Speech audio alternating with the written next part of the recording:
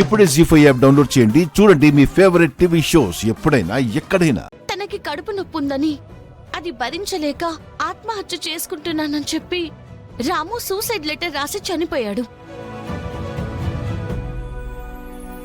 అదందరి ముందు బయటపడింది కదా.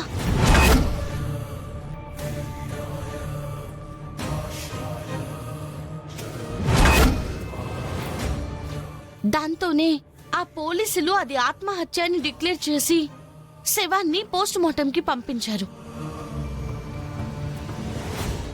లేకపోతే వాళ్ళు హత్య అని డౌట్ పడేవాళ్ళు కదమ్మా.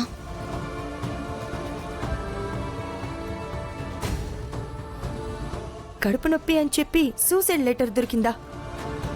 మరి అక్షిత ఎందుకు అలా చెప్పినట్టు? ఏముంది, అసలే గీత బాధలో ఉంది. దాన్ని ఇంకా భయపెట్టడానికి చెప్పుంటారు.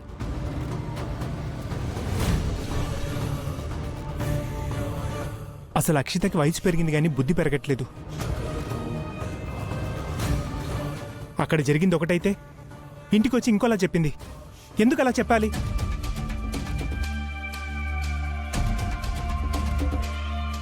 ఎవరెలా అనుకున్నా రాము అయితే లేడు. ఇంట్లో ఉన్న కష్టాల్ని తట్టుకోలేకపోతున్నాను, కడుపు నొప్పి తట్టుకోలేకపోతున్నానని ఆత్మహత్య చేసుకుంటున్నానని రాశాడు. కష్టాలేమి అతనికి కొత్త కాదమ్మా. చిన్నప్పటి నుంచి తనతో పాటున్నవే. రాము నిజంగా ఆత్మహత్య చేసుకున్నాడంటే నాకైతే నమ్మకం కలగట్లేదమ్మా. ఏం జరిగిందో, అసలు ఎలా చనిపోయాడనేది ఆ భగవంతుడికే తెలియాలమ్మా.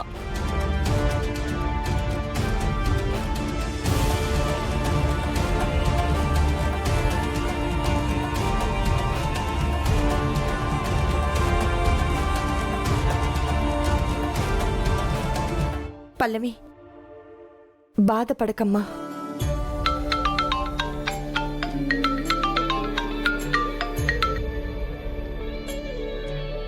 Hello, okay sir, sure sir, డెఫినెట్గా పంపిస్తాను sir. Thank you sir, thank you so much.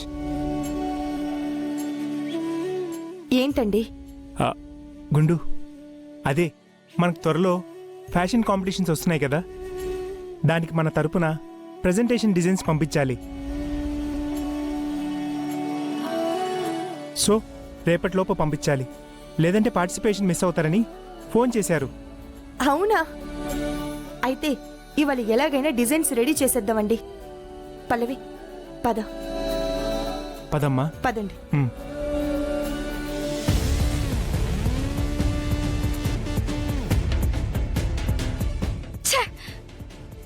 నా చేతుల్లో ఆ రాము అనవసరంగా చచ్చాడు. అసలు ఈ పల్లవి చచ్చుంటే ఏ గొడవ లేకుండా పోయేది. రాము చస్తే అది ఏడుస్తూ కూర్చోవచ్చు కదా. వాడి జేబులో లెటర్ ఉంది, వాడు కడుపు నొప్పితో చచ్చిపోయాడు. ఇవన్నీ వాళ్ళతో చెప్పడం అవసరమా?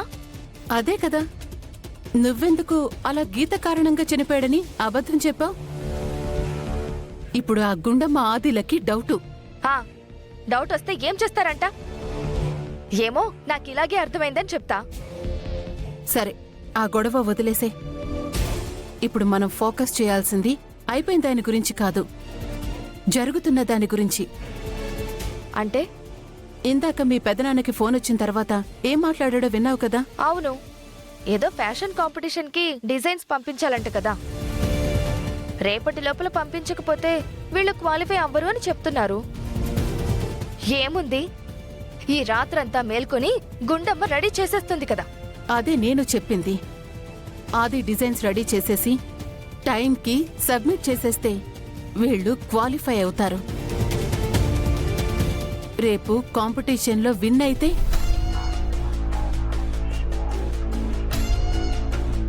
మళ్ళీ పూర్వ వైభవం వచ్చేస్తుంది.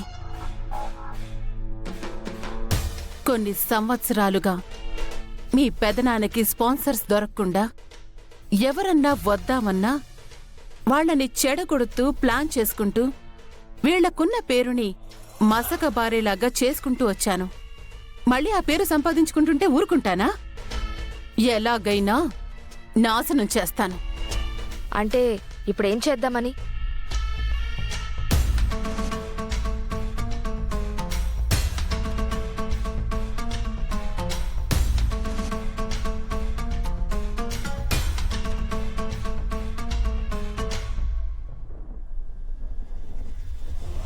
Super mummy, super idea. ఇలా చేస్తే గనక అసలు మన మీద డౌటే రాదు. వాళ్ళు చేసిన డిజైన్స్ సబ్మిట్ చేయడం అనేది జరగదు. అందుకే ఆ సబ్మిట్ అనేది జరగనే కూడదు.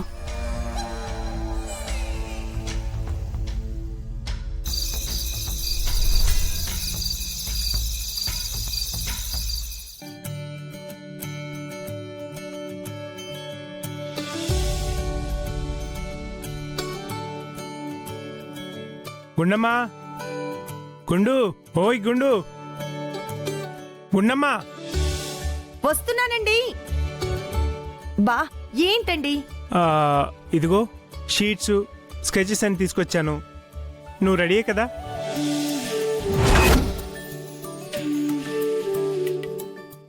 ఒక్క నిమిషం అండి, పాలు తోడేసి వస్తానే. అబ్బా, నీ పాలును నువ్వు ముందు స్కెచ్లేయి, తెల్లారిపోతుంది. రేపటిలోకి ఇవి సబ్మిట్ చేయాలి. నా గురించి మీకు తెలుసు కదా, మొత్తం స్కెచ్లన్నీ నా మైండ్లోనే ఉన్నాయి. నిమిషంలో పేపర్స్ మీద ఉంటాయి. You don't worry, okay? ఇప్పుడే వస్తా.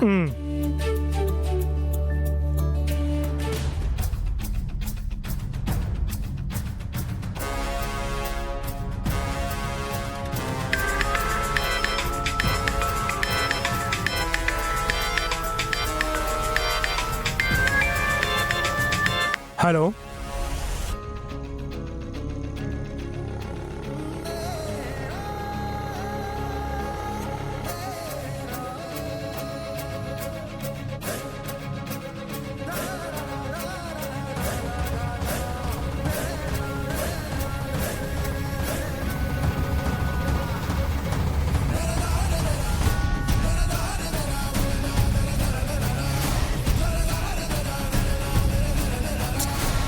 గుండు, గుండు, గుండు, గుండమ్మా.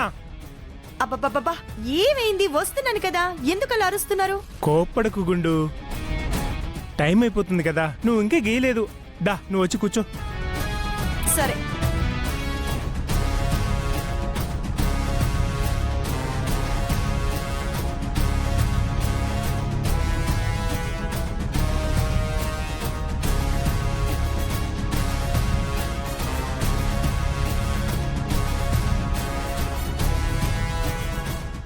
జీ5 యాప్ డౌన్లోడ్ చేసి అన్ని ఎపిసోడ్స్ పూర్తి ఉచితంగా చూడండి.